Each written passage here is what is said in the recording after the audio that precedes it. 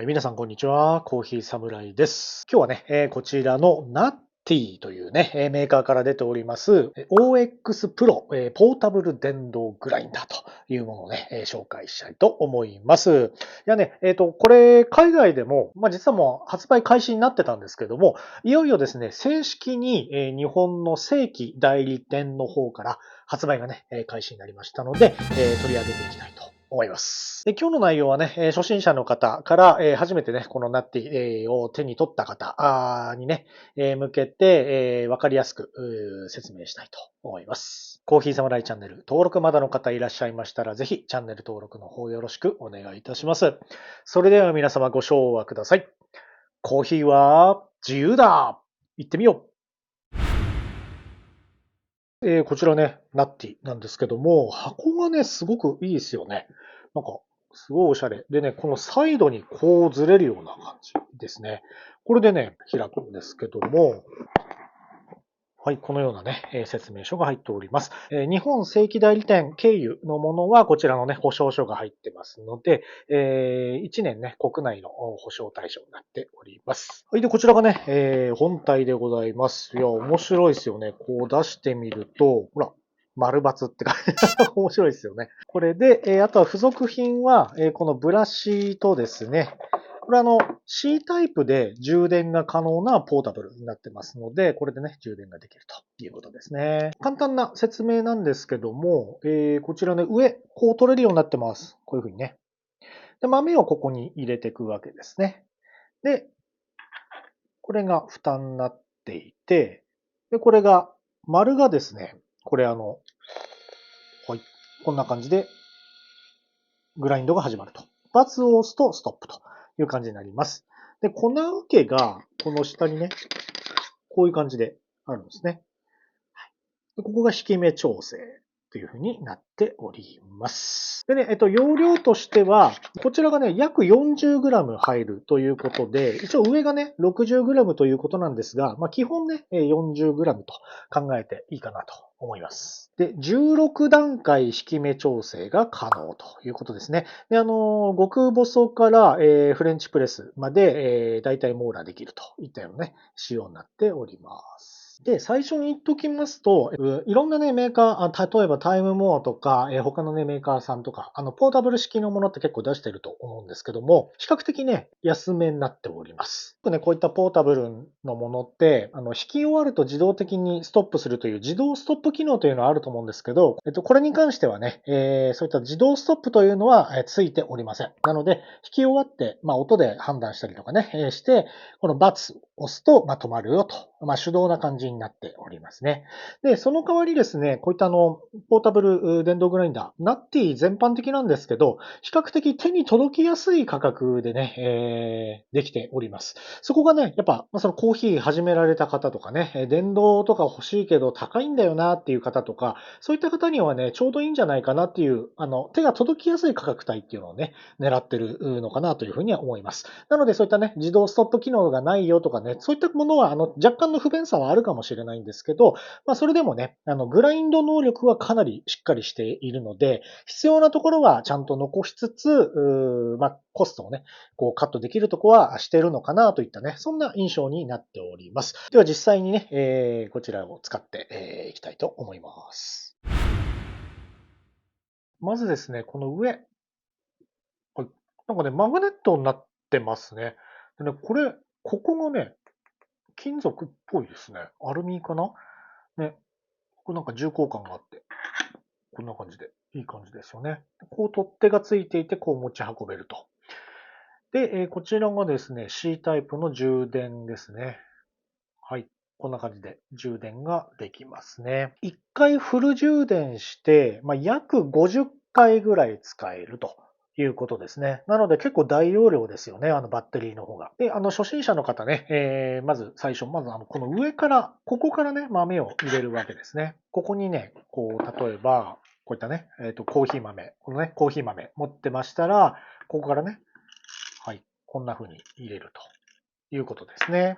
で、蓋をして、電源を押すと、引き目が、こうね、動いて引くことができるということです。引かれた豆はこの下ですね。ここに入る。そんな感じですね。はい。で、まずですね、最初に初期メンテナンスについてなんですけど、これはね、このナッティに限ったことではなくて、もうどのコーヒーミルでもよく言われることなんですが、初期メンテナンスというふうに言われます。それは、要はね、気にならない方はもう最初からこれ使っても別にいいと思うんですよね。ただ、あくまでね、こういったものっていうのは工業製品なので、中のね、ホコリとか、金属臭とかですね、が気になるよっていう方は、ちょっともったいないんですけど、普通のこの豆をですね、このぐらいなりなんなり入れて、通常通り引きます。で、下に溜まった豆、粉ですね。は、もったいないんですけど、捨ててしまいます。それを2、3回繰り返すと、初期メンテナンスという形でできます。そうするとね、コーヒーの、オイルといいますか、コーティングされて、匂いがね、だいぶ消えるんですね。で、あとは内部のね、一応清掃という意味で、そういったことをやる場合があります。ただこれはお好みなので、あんまり気にならないよって方は、特に必ずやんなきゃいけないってことではありません。もう使っていくうちにね、コーティングされていくというかね、コーヒーのオイルでね。なので、特に最初も気にならないよって方は別にいいです。やんなくて。はい。で、引き目調整なんですけども、この粉受けを外した、ここでやるわけですよね。で、一応説明書にも書いてあるんですが、この周りに書いてくれてます。エスプレッソ用が0から3クリック。モカポット用が4から5ですね。7から12がポアオーバー用ですね。と、12から16が、フレンチプレス用ということで、粗挽きの方になってます。で、これのやり方なんですけど、このね、こういうふうにカチカチカチってなりますよね。これをまず、右にと言いますか、時計回りに回して、一番閉まったところまで回します。で、ここね、初心者の方やりがちなんですけど、閉まるところまでっていうと、もう行かなくなったとしても、ぐーってね、ギュイーって思いっきりやっちゃうんですよね。それはダメです、やっちゃ。なんでかって言いますと、外刃と内刃をギューッと締めすぎると、もうカチッてはまって取れなくなってきちゃうんですよね。なので、もう軽くにしてください。もう、あんまり力入れすぎずに、止まったらもうそれで力入れずにすぐ離してください。これがゼロクリックというね、考え方になります。ここから、例えばエスプレッソ用0から3クリックだったらば、緩めてきます。反対方向。反時計回りですね。1、2、3。0から3クリック。緩めたところまでがエスプレッソ用ですよという考え方になります。なので、モカポット用ですね。4から5という場合は、今3クリック緩めてるので、例えばこれをもう1個緩めると、これが4クリックっていう考え方になります。で、もう1回緩めると5ですね。っていう感じになりますね。で、しばらく使っていて、何クリックだか忘れちゃったよっていう時は、もう一回締めていただいて、そこから1、2、3、4、5というふうにまた調整をね、し直してください。それがね、基本的な調整方法になります。もう一個気になるのが、メンテナンスだと思うんですよね。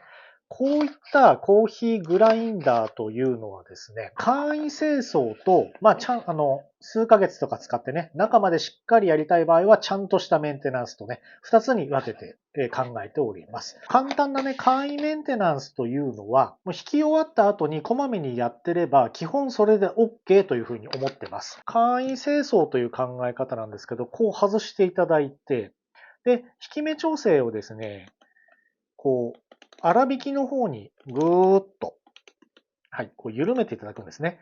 で、緩めすぎると、ここが外れて、分解という形になりますので、簡易メンテナンスの場合は、この隙間ですね。ここ開きましたよね。要は、引き目調整って、外刃と内刃の隙間の開き方で決まるんですよね。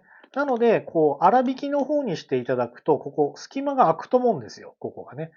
ここに対して、はい、こういったブラシがね、一応付属でついてます。これは簡易的なものなので、下手ってきたらですね、市販の、ミル用のブラシを買ってください。例えばこういったブラシで、この隙間をね、シュッシュッと、コーヒーがついてたら、清掃してあげるんですよね。あと、別売になっちゃうんですけど、こういったエアブロワーですね。なんかカメラ用とかあるじゃないですか、こういうのって。ホコリ取り。それをこの隙間にね、シューシューってやってあげると結構飛んできますので、で、メンテナンスができるということですね。で、このままにして、例えば上からですね、ここにコーヒー粉が中付着しちゃってると思うので、こういった時はこういったエアブロワーがあるとね、すごく便利です。ここでね、シューシューと、こういうふうに飛ばしてあげるわけですよね。で、日頃の簡易清掃はそんなもんで大丈夫です。で、使ってしばらく放置してしまったとか、なんかね、中にすごいコーヒーがついてて嫌だなっていう時は、本格的なというかね、ちゃんとメンテナンスをするような感じになります。中までしっかり清掃したい場合は、分解清掃という形になります。ただ、やる前にですね、注意点なんですけど、分解清掃の際、注意していただくことがあります。まず、パーツを絶対なくさないでください。あと、パーツの順番をちゃんとね、覚えておいてください。なのでね、こう並べていくんですけども、パーツのね、順番わかんなくなったら、またね、この動画見てくれれば、大丈夫だとは思うんですけども、もう一番気をつけなきゃいけないのは紛失ですね。パーツの紛失。パーツって意外と売ってないので、メーカーでもね。なので気をつけてください。ちなみにね、そのパーツの紛失とか、分解の時のトラブルに関しては保証対象外になってしまうので、やるときは本当注意してやってください。ではね、やっていきましょう。粉受けを外します。で、この引き目調整ですね、を、こういうふうにね、粗挽きの方に回していくと、はい、こうやって取れました。で、まずこれのネジですね。置いていきます。次に、この受けのパーツがね、入ってるんですね。これ外します。次、内刃が入っております。これを外します。ちょうど刃の形状を見ていきましょうか。はい。6枚刃のコニカル刃ですね。このナッティはね。になっております。でね、これステンレスの440っていう風に書いてるんですよね。結構ね、高度が高いものが入っております。それすごいですよね、この値段で。で、次に、ここにね、これ気をつけてください。バネが入ってるんです、ここに。なので、ちょっと押さえながらね、取ってきます。はい、こんな感じで外すと、はい、バネが出てきます。スプリングですね。これなくしやすいです。気をつけてください。で、さらになくしやすいのが、この奥にですね、ワッシャーが入ってるんですよ。これね、はい、ちょっと取ってきますね。これはね、ものすごいなくす可能性が高いです。で、こんな感じのね、ワッシャーが一番奥に入ってたわけですね。で、これね、今回よく見るとこれ左右対称ですね。なってるので、向きはどっちでもいいかなという感じです、今回は。で、場合によっては、これね、どっちかがこう出てて、どっちかが平らとかね、あとはもしくは大きさが違ったりとか、そういったことも稀にあるんですよ、こういう道具って。なので、できれば向きは覚えておいてください。で、これをここに置いときます。はい。ここまでいったらね、もう中こうやって外葉が見えてる状態ですよね。もうこの状態でいいかなと思います。で、こうなったら、例えばエアブロワーとかでシュッシュッと飛ばしてもらって、ブラシとかでね、こういう風にやってもらって、中のね、粉を落としてもらうような、そんな清掃になります。はい。ではね、分解清掃まで行きましたので、組み立てをやっていきます。反対です。まず、ワッシャーをここに入れます。で、次、スプリングですね。これを、はい、こういうふうに入れました。で、内刃。これをこのように装着して、一応グッグッと締まるかなというのを確かめてください。でこの受けのパーツ、ここね、凹凸あります。これ穴にちゃんと合わせて、でここも形があるので、しっかりね、合わせてみてください。はい、こんな感じですね。そうすると、グッグッと、こういう風になります。最後、止めですね。を入れれば、組み立てが完了になります。はい、OK ですね。ではですね、最後、引き目をちょっと見ていきましょうか。引き目調整せっかくなので、0から3って書いてますけど、一番締めた状態のところだとね、ちょっとなんか刃に負担がかかりそうなので、ちょっと1個だけ緩めます。1、緩めたところ。で、ちょっと引いてみましょうか。ました。ではね、丸押してきます。で、止めるときは×。はい、これで終わりですね。とても音が静かですよね、こういったものにしては。はい、ものすごい細かくね、弾けてますね。すごい。ポータブルでここまで細かくね、弾けるというのもなかなかすごいですけど、ちょうどいいのでね、話しちゃいますけど、どのメーカーもね、こういったコーヒーミルというのは、静電気問題はね、絶対、ほぼあるんですよ。で、特に今はね、乾燥の時期なんですよね。で、特にこの時期っていうのは、ほとんど、静電気ってつくんですよ。で、このナッティもね、どうしてもこういう風につきますよね。ちょっとね、気になったところといえば、このね、このゴムバンドがここにあるんですけど、これね、すごいグリップしやすくて便利な反面、静電気でね、こう、粉が若干ついてしまうので、これはね、やむを得ないかなと思います。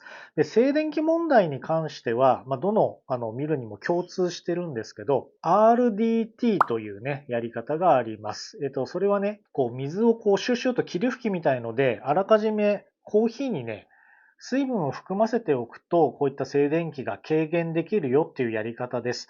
それはね、ただ賛否両論あるので、ネットでね、調べてみてください。そういった対処法もあるので、それはね、検討してみてもいいと思います。ではね、次、今1のとこでやりましたので、モカポット用で弾いてみたいと思います。今1緩めたので、2、3、4、5、5ぐらいでいきましょうか。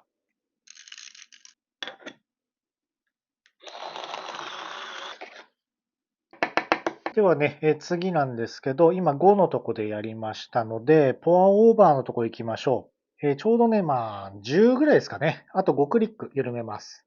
1、2、3、4、5。はい。ではね、最後16でやりましょうか。それぞれ弾き終わりましたので見ていきましょう。はい。まずこちら、1クリックのところですね。ものすごいですね。かなり細かい感じ。こんな感じで弾けております。はい。その隣がモカポット用ですね。これが5ですね。5クリックのところで弾いた感じです。だいぶ細かいですけどね、これも。モカエキスプレスとかそういったものではもう気持ち荒くてもいいかなというぐらい、結構細かくなってますよね。はい、これがですね、ポアオーバー用でございます。10ですね。10クリック緩めたところです。意外と細かいですね、10でもね。なので、もうちょっと緩めてもいいかもしれません。場合によってはね。なので、その場合はもう2クリックとかね、3クリック緩めるとか、そういった調整が必要になるかと思います。で、こちらが16クリックのところでやってみました。だいぶ荒いですけど、これフレンチプレスというよりかは、これドリップかなっていうぐらいかなっていう人はいるかと思いますよね。うん。で、あくまでね、メーカーが説明書で書いている式名というのは目安です。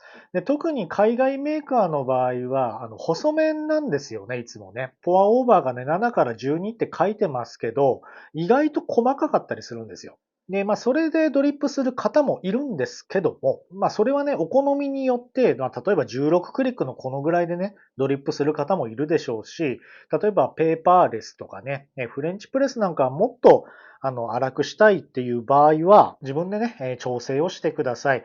一応ね、16クリックまでここ書いてますけども、要はね、物理的な話で、もうちょっと17、18、19、20、21、22とか、要はこことここの間の、広さによって引き目調整ができているので、これが外れない限りは、可能っちゃ可能なんですよね。なので、そういった調整でもうちょっと粗くしたい場合は、緩めていけばいいかなと思います。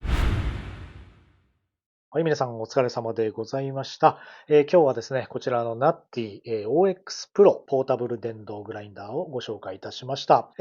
使ってみた感じ、この価格帯にしてはかなりよくできてるなというね、印象です。で、刃もね、ものすごくね、硬くできてるし、6枚刃だしね。で、余計な機能を削除してコストダウンを図ってるのかなというね、印象もあります。